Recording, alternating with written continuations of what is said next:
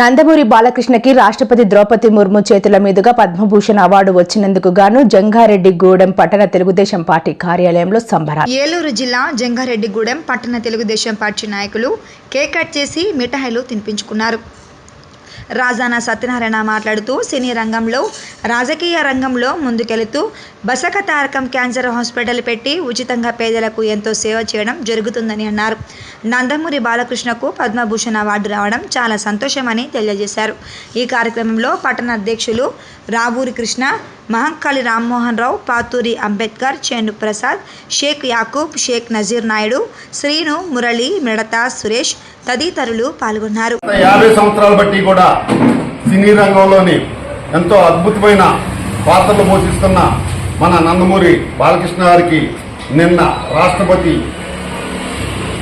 భవన్లోని Padma Bhushan award రావడం చాలా ఆనందదాయకం. అలాగే ఆయన క్యాన్సర్ హాస్పిటల్ వాళ్ళ తల్లిగారి పేరు మీద బసతారకం పేరు మీద కూడా ఎంతో సోషల్ సర్వీస్ చేస్తున్నారు. అలాగే ఆయన హిందూపురం ఎమ్మెల్యే కింద హాట్ ట్రిక్ కొట్టి ఎంతో ప్రజలకు ఎంతో ప్రజాసేవ కూడా చేస్తున్నారు. సంఘ సేవ, ప్రజాసేవ, అలాగే రాజకీయంగా కానీ అలాగే నట నైపుణ్యం ఉన్న మహా అగ్రనటుడు నందమూరి బాలకృష్ణ గారు. బాలకృష్ణ గారికి పద్మభూషణ్ అవార్డు రావడం చాలా ఆనందదాయకం ఉంది. దాంట్లో భాగంగానే నేడు పట్టణ తెలుగుదేశం పార్టీ కార్యాలయంలోని అత్యంత వైభవంగా విజయోదయ కార్యక్రమం ఏర్పాటు చేశారు రావూరి కృష్ణ గారు. అలాగే ఈ కార్యక్రమంలో మేము అందరం తెలుగుదేశం కార్యకర్తలు, కూటమి అమ్మాయిలు అందరూ కూడా పాల్గొని ఈ కార్యక్రమాన్ని చాలా దిగ్విజయంగా పూర్తి చేశాం. జై బాలయ్య, జై జై బాలయ్య, జై బాలయ్య, జై బాలయ్య.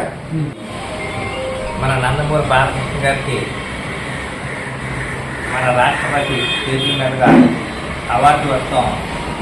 మన తెలుగుదేశం పార్టీ నాయకులు, కార్యకర్తలు, అభిమానులందరికీ కూడా ఎంతో ఆనందంగా ఉంది.